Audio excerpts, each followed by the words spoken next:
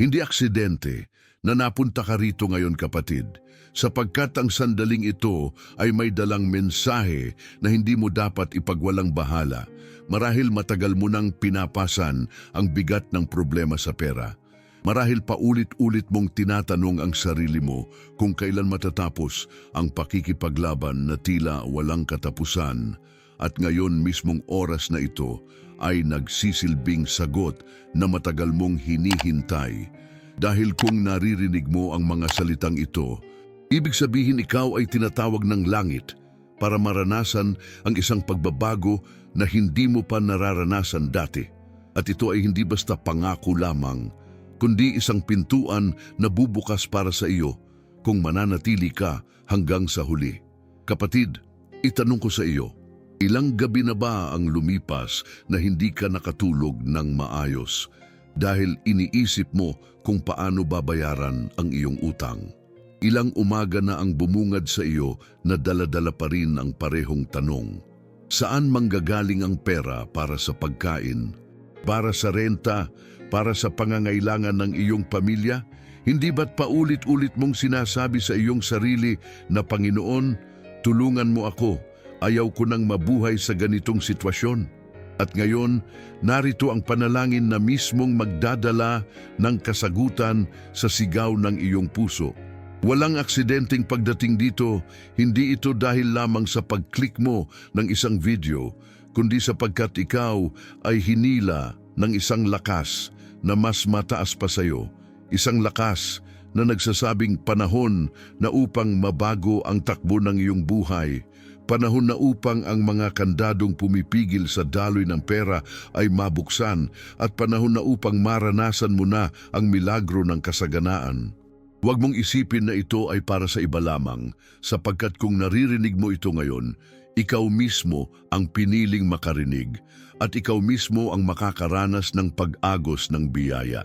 Marahil may boses na nagsasabi sa iyo na imposibleng mangyari ito, ngunit kapatid, gaano na ba karaming beses sa iyong buhay ang may mga bagay na nangyari na hindi mo inaasahan? Kung dati ay may dumating na biyayang bigla, paano pa kaya kung ngayon ay mismong panalangin na ito ang magpapakilos ng langit para sa iyo? Pakinggan mong mabuti, sapagkat hindi ko sinasabing bukas o sa isang linggo pa mangyayari. Sinasabi ko na ang pintuan ng langit ay maaring bumukas sa mismong araw na ito. At ang tanda ay makikita mo sa paraang hindi mo maipapaliwanag, sa biglang tawag na mag-aalok ng trabaho, sa hindi inaasahang pera na darating, sa taong matagal nang may utang sa iyo na biglang magbabayad, o sa simpleng notification na may perang pumasok sa iyong account na hindi mo akalaing darating. Gusto mo ba ng ganitong klase ng pagbabago? Gusto mo bang maranasan na sa unang pagkakataon ay maramdaman mo na hindi ka pinabayaan ng langit? Sapagkat kapatid, ito mismo ang mangyayari kung mananatili kang nakikinig hanggang sa dulo, sapagkat doon nakatago ang mismong susi ng biyayang ito. Marahil sasabihin mo, pero matagal na akong nananalangin, bakit ngayon pa?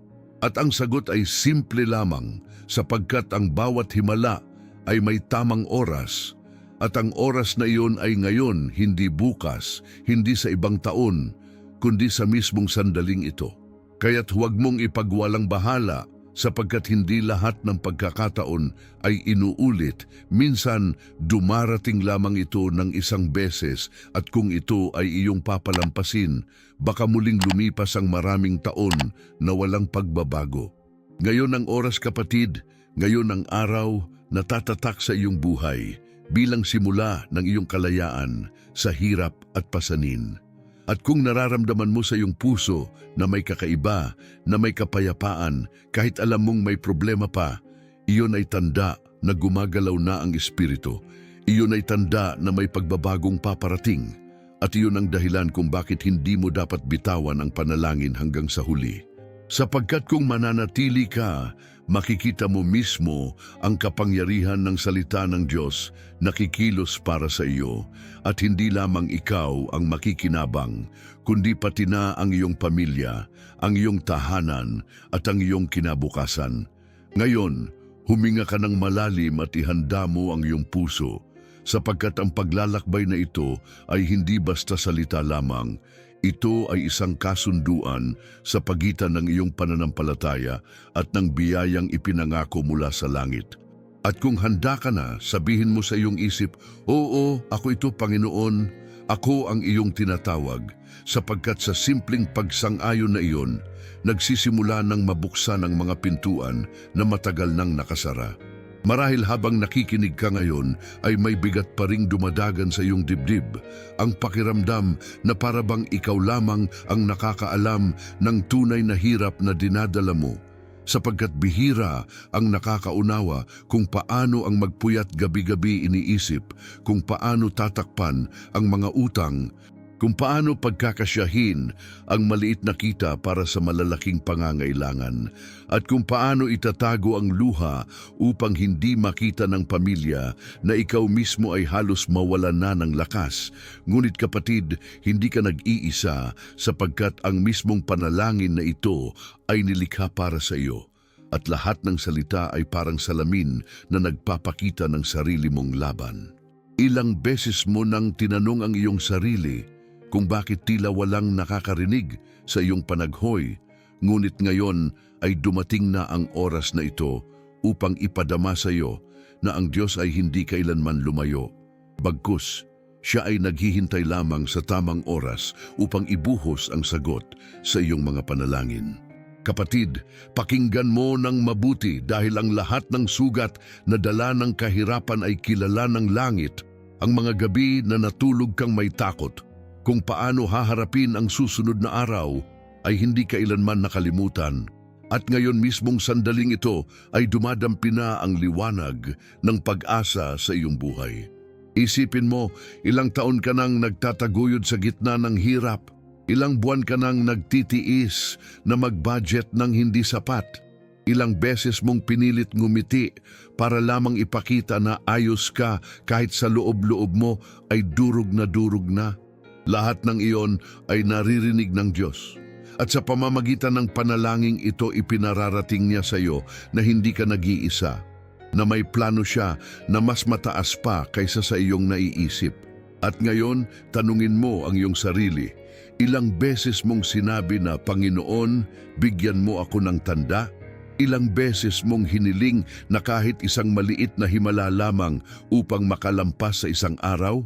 At hindi ba't ngayong naririnig mo ito ay ito na mismo ang tanda?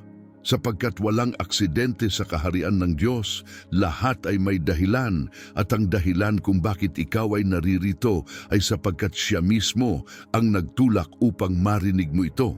Kaya't huwag mong isipin na simpleng pagkakataon lamang ito, sapagkat kung totoo iyon, bakit ngayon sa mismong oras na ito dumapo ang panalangin sa iyong pandinig? Ito ay tinatawag na espiritual na pagtawag, isang pagtawag na hindi kayang baliwalain, at kung sasagot ka dito, ang susi ng pagbabago ay magsisimulang umikot sa iyong pabor. Ngayon ay nais kong ipakita sa iyo ang isang larawan, sapagkat ang pananampalataya ay nagsisimula sa imahinasyon. Isipin mo ang iyong sarili na nagigising isang umaga, na wala ka nang iniisip na utang. Isipin mo na may pera ka sa iyong bulsa at sapat pa para sa lahat ng gastusin. Isipin mo na wala ka ng pangamba na baka mawalan ng kuryente o tubig dahil lahat ng iyon ay nabayaran na, at higit pa doon, isipin mo na ikaw ay nakakapagbigay na sa iyong pamilya ng kapayapaan at kasaganahan. Hindi ba't iyon ang pangarap mo? Hindi ba't iyon ang ipinaglalaban mo araw-araw? At kung naniniwala kang posible iyon, magsisimula itong bumuo sa iyong isipan at bumaba sa iyong puso bilang isang binhi ng pananampalataya. Marahil may nagsasabi sa iyong isip na, "Imposible, malaki ang aking utang, maliit ang aking kinikita."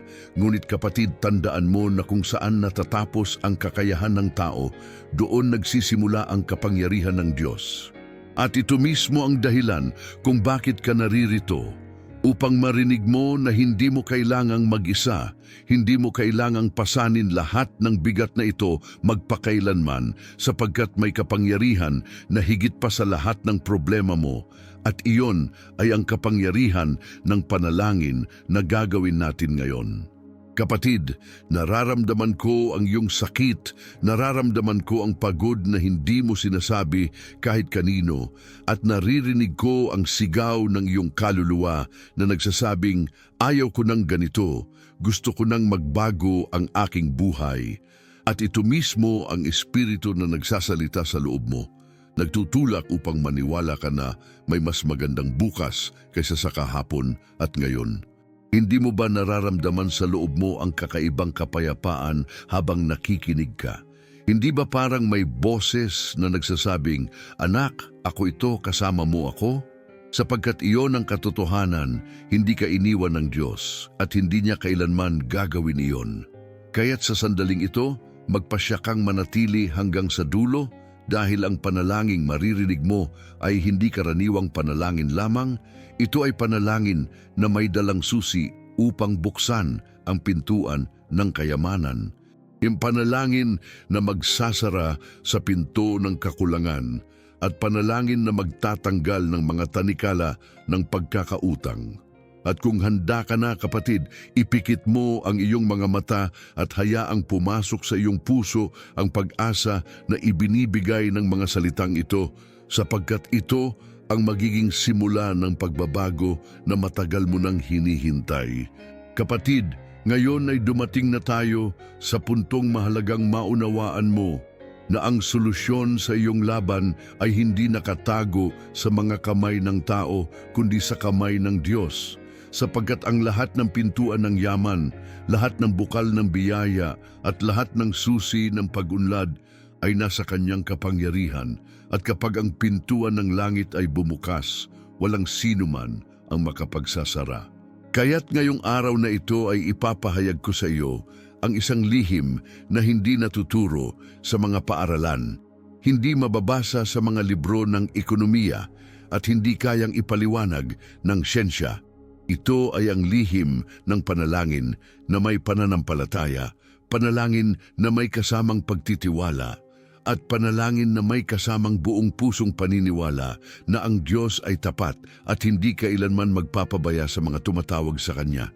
Ang sikreto ay hindi sa pagsusumikap lamang, bagkus sa pagsuko ng iyong puso sa harap ng Diyos, sapagkat maraming tao ang nagtatrabaho araw at gabi, ngunit nananatiling kulang sapagkat wala ang basbas ng langit, ngunit ang isang panalangin na may kasamang pananampalataya ay nagbubukas ng mga pintuan na hindi kayang buksan ng kahit anong trabaho o koneksyon. Kapatid, ito ang dahilan kung bakit sinasabi ko sa iyo na huwag mong baliwalain ang panalangin ito, dahil ito ay magiging tulay upang ang yaman at kasaganaan ay dumaloy papunta sa iyong buhay. Ngayon, isipin mo ito. Ilang beses ka nang humiling kay Lord na bigyan ka ng solusyon.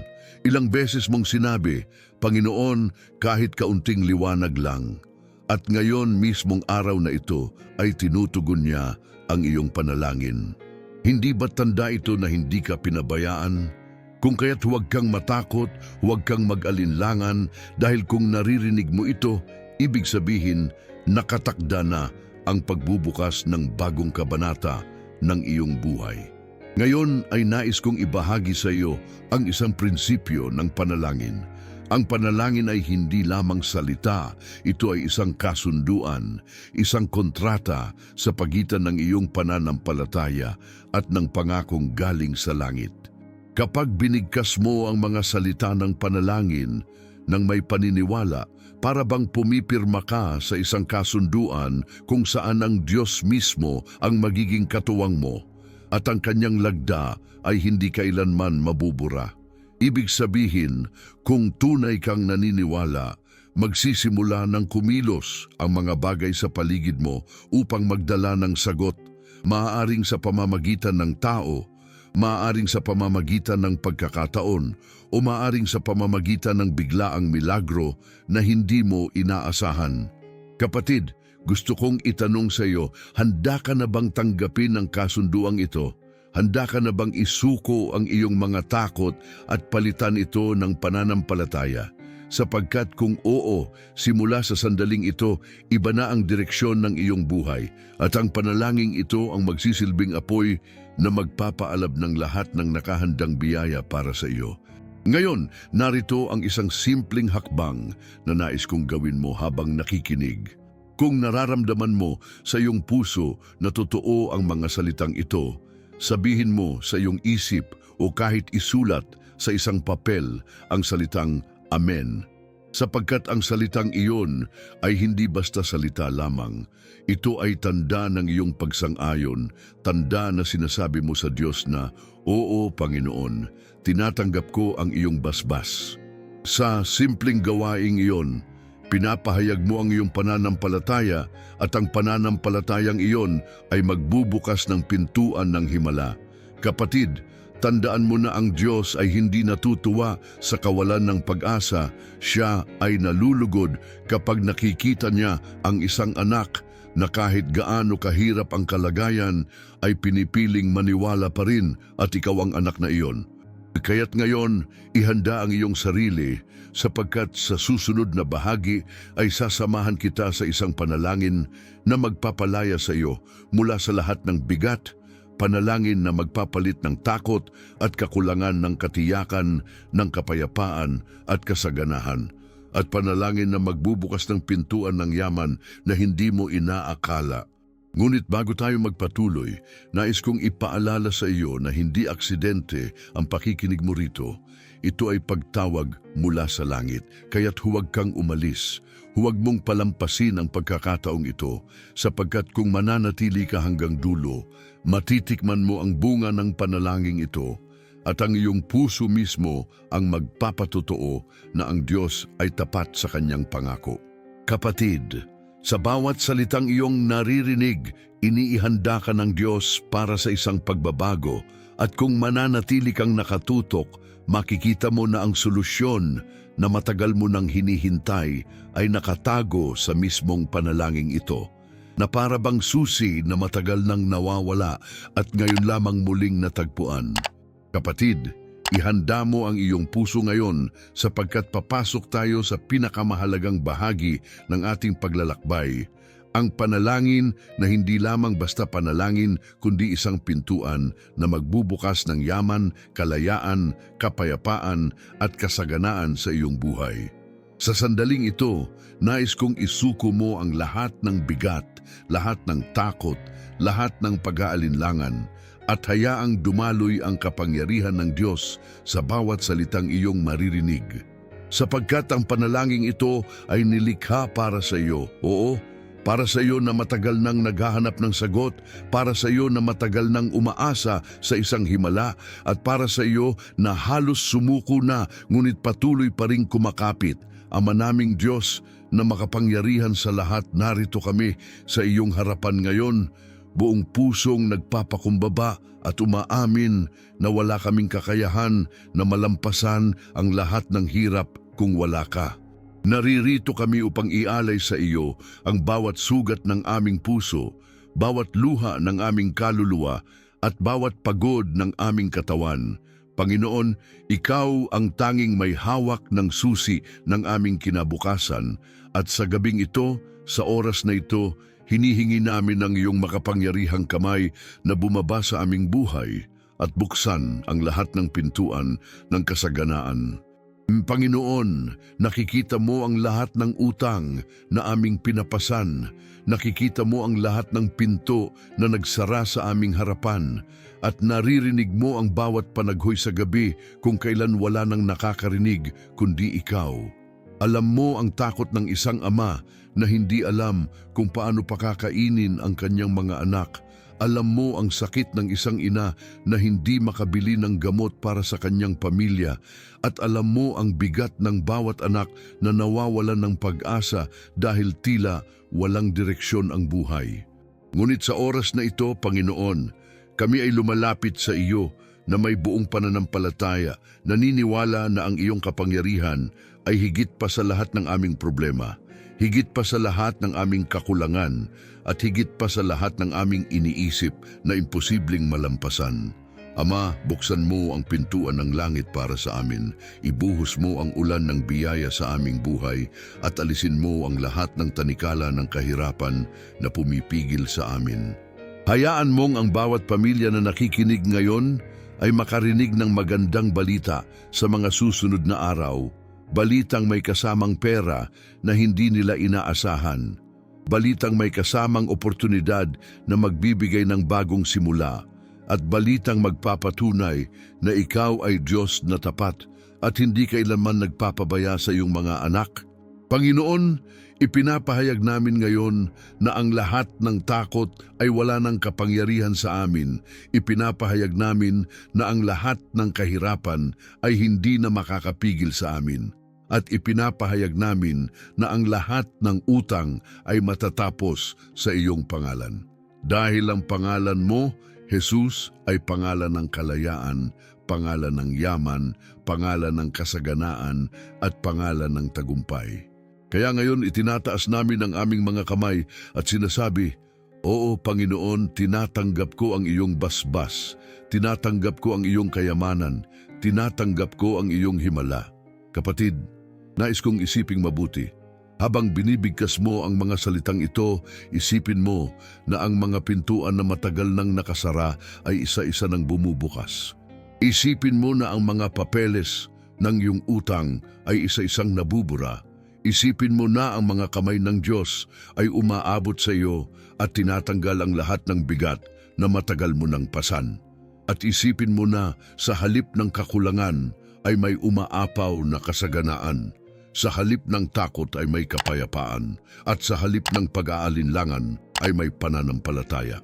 O mahal na Diyos, ipinagkakatiwala namin sa iyo ang lahat ng aming kinabukasan, at ngayon ipinapahayag namin na ang bawat isa na nakikinig sa panalangin ito ay makakaranas ng himala. Hayaan mong sa mga darating na araw, may tumawag sa kanila na may magandang balita. Hayaan mong may dumating na biyaya sa kanilang account. Hayaan mong may pagbabagong maganap na magpapatunay na ikaw ay buhay at kumikilos. Panginoon, hindi lamang pera ang aming hinihingi, kundi kapayapaan na hindi matutumbasan ng kahit anong halaga, kaligayahan na hindi nabibili, at kalayaan mula sa lahat ng tanikala ng kahirapan. Sapagkat alam namin na kapag ang puso ay may kapayapaan, ang isip ay may kaliwanagan at ang mga kamay ay may kasipagan, lahat ng bagay ay magbubunga ng kasaganaan. Kaya ngayon, Panginoon, binabasbasan mo kami ng lakas, binabasbasan mo kami ng bagong pananampalataya at binabasbasan mo kami ng bagong simula. At sa bawat salitang aming binibigkas, kami ay naniniwala na ang himala ay nagsisimula ng dumaloy. Hindi ito bukas, hindi sa isang taon, kundi ngayon mismo sa oras na ito, sa mismong araw na ito, sapagkat ikaw ay Diyos na hindi nagpapaliban sa kanyang pangako. Kaya't ngayon, Panginoon, tinatanggap namin na kami ay magiging mga saksi ng iyong dakilang himala at ang aming buhay ay magbabago magpakailanman. Kapatid, ngayong dumating tayo sa rurok ng ating panalangin, nararamdaman mo ba ang kakaibang kapayapaan na dumadaloy sa iyong puso? Ramdam mo ba na para bang may bigat na naalis sa iyong balikat? Sapagkat ito ang patunay na ang Diyos ay kumikilos na. Ang langit ay gumagalaw para sa iyo at ang mga pintuan ng kasaganaan ay bumubukas na sa mismong sandaling ito. Hindi mo kailangang makita agad ang lahat ng resulta sapagkat ang pananampalataya ay nagsisimula sa paniniwala bago pa dumating ang pisikal na ebidensya. Ngunit kapatid, tandaan mo ito. Kung nararamdaman mo ngayon ang liwanag na dumadaloy sa iyong puso, iyon ay tanda na ang iyong himala ay nagsisimula na. Ngayon, hayaan mong ipahayag ko ito ng malinaw. Wala nang makakapigil sa biyayang inilaan ng Diyos para sa iyo. Walang tao, walang sistema, walang sitwasyon ang makakahadlang kapag ang Diyos mismo ang nagdesisyon na ikaw ay pagpalain. Kaya ngayon, sa oras na ito, ipahayag mo rin sa iyong buhay. Ako ay pinagpala, ako ay malaya, at ako ay may kasaganaan. Sapagkat ang pagbigkas ng mga salitang ito ay hindi lamang deklarasyon, ito ay proklamasyon na umaalingaw-ngaw sa langit at nagpapaalala sa lahat ng puwersa ng sanlibutan na ikaw ay anak ng Diyos at hindi itinakdang mabuhay sa kakulangan kundi sa kasaganaan. Kapatid, huwag mong hayaang ang iyong isipan ay magduda, huwag mong hayaang ang iyong puso ay mag-alinlangan, sapagkat ang mismong mga salita na iyong naririnig ngayon ay dalanghangin ng Espiritu upang buhayin ang apoy ng pananampalataya sa iyong loob. Hindi ka tinawag upang maging alipin ng utang, tinawag ka upang maging tagapagdala ng biyaya. Hindi ka tinawag upang mabuhay sa kahirapan, tinawag ka upang ipakita na ang anak ng Diyos ay may kayamanang hindi matitinag. Kaya ngayon, itaas mo ang iyong ulo, itaas mo ang iyong kamay at tanggapin ang deklarasyong ito. Ako ay tatanggap ng himalang pinansyal at ito ay magsisimula ngayon. Nararamdaman mo ba, kapatid, na parang may dumadaloy na lakas sa iyong katawan? Hindi iyon guni-guni lamang, iyon ay mismong Espiritu ng Diyos na gumagalaw, na pumupuno sa bawat bahagi ng iyong pagkatao na nagsasabi sa iyo, "Anak, tapos na ang iyong paghihirap, magsisimula na ang iyong bagong buhay." Kaya huwag kang matakot, sapagkat ang bawat hakbang mula ngayon ay may basbas, at ang bawat pintuan na papasukin mo ay magbubukas, hindi dahil sa iyong lakas, kundi dahil sa kanyang awa at kabutihan. Ngayon ay nais kong bigkasin mo sa iyong isip ang isang deklarasyon ng pananampalataya. Hindi ko nahahayaang ang takot at kakulangan ay mangibabaw, sapagkat ako ay nilikha para sa kalayaan at kasaganaan. At kapag paulit-ulit mong binibigkas ito, mararamdaman mo na parang may pader na bumabagsak, parang may tanikala na nalalaglag, at parang ang lahat ng humahadlang sa iyo ay naglalaho. Ito ang kapangyarihan ng pananampalataya. Binabago nito hindi lamang ang iyong isip, kundi ang mismong kapaligiran sa paligid mo. Kapatid, sasabihin ko ito ng malinaw. Sa susunod na mga araw, asahan mo na may darating na pagbabago. Maaring isang tawag, isang mensahe, isang tao na biglang magbibigay ng tulong o isang himala na wala kang inaasahan. At kapag nangyari iyon, huwag mong isipin na ito ay simpleng swerte lamang, sapagkat ito ay bunga ng panalangin ito, bunga ng iyong pananampalataya at bunga ng pagtugon ng Diyos sa iyong pag-iyak. Kaya ngayon pa lamang magpasalamat ka na, sabihin mo, "Salamat Panginoon, sapagkat natanggap ko na ang aking biyaya." Kapatid, hindi lamang ito tungkol sa pera, ito ay tungkol sa kalayaan. Kalayaang wala ka ng kinatatakutan tuwing may darating na bayarin, kalayaang wala ka ng iniisip tuwing may gastusin, at kalayaang makapamuhay ng may kapayapaan at may pag-asa. Sapagkat ang tunay na yaman ay hindi lamang sinusukat sa dami ng pera, kundi sa dami ng kapayapaan na nasa iyong puso. At ngayon, habang ikaw ay nagdedeklara ng iyong pananampalataya, ang kapayapaan na iyon ay bumababa na sa iyo. Panginoon, sa oras na ito itinataas namin ang aming tinig at sinasabi namin na tapos na ang aming gabi ng luha. Tapos na ang aming araw ng kahirapan at simula na ang aming bagong umaga ng kasaganaan. Panginoon, hayaan mong makita ng bawat nakikinig ngayon ang ebidensya ng iyong kapangyarihan. Hayaan mong makita nila na ang kanilang account ay mapupuno, na ang kanilang tahanan ay magkakaroon ng kapayapaan, at ang kanilang mga anak ay mabubuhay ng may kasaganaan. Sapagkat ikaw ay Diyos na nagbibigay hindi lamang ayon sa aming hinihingi, kundi higit pa sa aming inaasahan. At ngayon, kapatid, gusto kong hamunin ka sa pananampalataya. Kung naniniwala ka na ang panalangin ito ay para sa iyo, kung nararamdaman mo na kumikilos ang Diyos sa iyong buhay, nais kong ideklara mo ito sa pamamagitan ng iyong mga labi. Sabihin mo, "Ang aking biyaya ay dumating na. Ang aking kasaganaan ay nasa akin na. Ang aking utang ay bayad na. Ang aking kalayaan ay natanggap ko na. Sapagkat ang mga salitang ito ay hindi lamang deklarasyon, ito ay pagselyo sa himalang magsisimulang dumaloy sa iyong buhay. Ngayon kapatid, habang papalapit tayo sa pagtatapos ng panalangin ito, tandaan mo na hindi dito nagtatapos ang paglalakbay, ito ay simula pa lamang. Ang panalangin ito ay binhi na itinanim sa iyong puso at sa mga susunod na araw ay makikita mo ang bunga nito.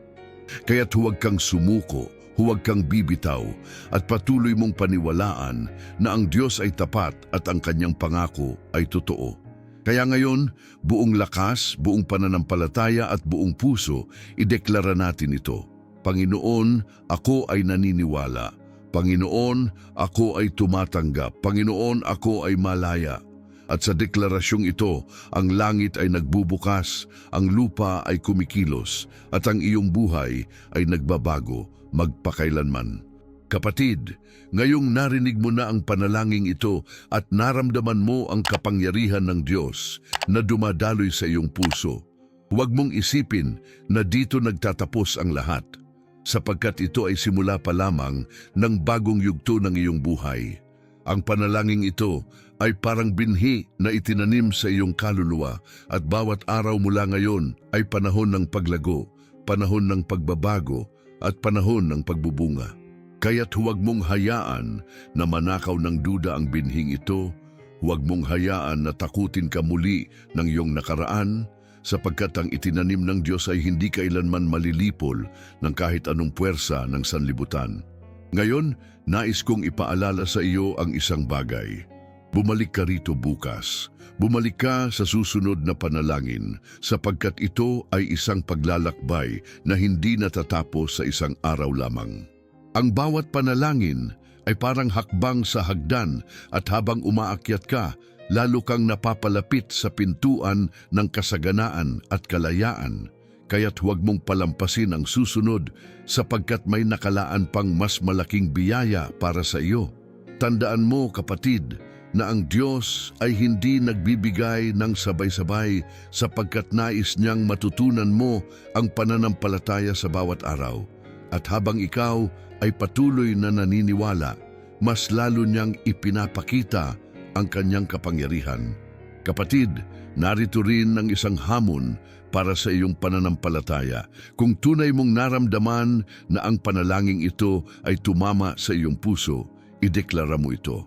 Isulat mo sa iyong mga labi o kahit sa iyong isipan, ang aking tagumpay ay dumating na. Ang aking kalayaan ay narito na. Ang aking kasaganaan ay akin na.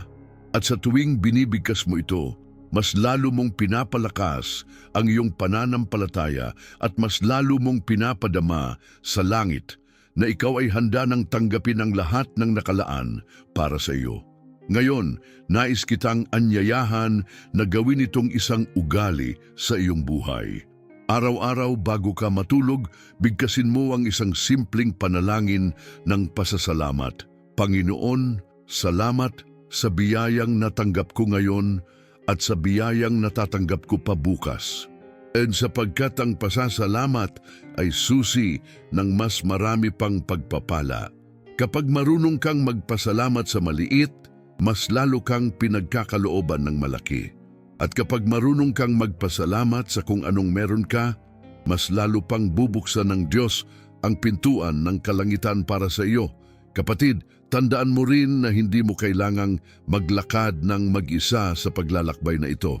Marami pang kapatid na kagaya mo ang naghahanap ng himala, naghahanap ng kasaganaan at naghahanap ng kalayaan. Kaya't kung naramdaman mo ang kapangyarihan ng panalangin ito, ibahagi mo ito. Hindi upang ipakita sa iba na ikaw ay banal, kundi upang iparamdam sa kanila na hindi sila nag-iisa. Ang simpleng pagbabahagi ng panalangin ito ay maaaring maging tulay para sa kanila upang maranasan din ang himalang natanggap mo. At sa pagbabahagi mong iyon, mas lalo ka pang pagbubuksan ng Diyos ng pintuan ng biyaya. Ngayon, nais kong ipahayag sa iyo ang huling salita ng pag-asa. Ang iyong buhay ay hindi na magiging kagaya ng dati. Ang mga utang na pumipigil sa iyo ay mawawala. Ang kakulangan na pumapahirap sa iyo ay mapapalitan ng kasaganaan. At ang takot na pumipigil sa iyong puso ay mapapalitan ng kapayapaan. Ito ang pangako ng Diyos at ito ay totoo. Kaya't huwag kang mangamba sapagkat ang bukas na naghihintay sa iyo ay mas maliwanag kaysa sa kahapon at ang bagong yugto ng iyong buhay ay magsisimula ngayon. At bago tayo magtapos kapatid, nais kong iparamdam mo ang pananampalataya sa iyong mga labi. Sabihin mo, ako ay pinagpala, ako ay malaya, ako ay anak ng Diyos at ako ay isinilang para sa kasaganaan. Kapag binibigkas mo ito, parang isinasara mo ang pintuan ng kahirapan at binubuksan ang pinto ng yaman. At sa mismong sandaling ito ay sinasabi ng langit, oo, anak, ito ay iyo. Kapatid, hindi ko alam kung ano ang eksaktong mangyayari sa mga susunod na araw sa iyong buhay, ngunit ito ang alam ko. Hindi mo na ito haharapin ng mag-isa sapagkat kasama mo ang Diyos, kasama mo ang panalangin ito, at kasama mo ang kapangyarihan ng pananampalataya na hindi kailanman bumibigo. Kaya't mula ngayon, lumakad ka ng may tapang, humarap ka ng may ngiti, at mabuhay ka ng may katiyakan na ang kasaganaan ay nasa iyo na. At kung ramdam mo ang kapangyarihan ng panalangin ito, nais kong hamunin ka muli, isulat sa iyong puso, at kung nais mo isulat din sa salita, ang aking tagumpay ay nagsimula na. At gawin mo itong paalala na sa tuwing darating ang pagdududa, ito ang selyo ng iyong pananampalataya na hindi mo na kayang talunin ng anumang hirap. Kapatid, tandaan mo, bukas ay may panibagong panalangin, bukas ay may panibagong biyaya, at bukas ay may panibagong simula. Kaya't bumalik ka sapagkat dito nagsisimula ang iyong paglalakbay sa kasaganaan. Hindi ka nag-iisa, hindi ka iniwan, at hindi ka kailanman mawawala sa plano ng Diyos. Amen at amen.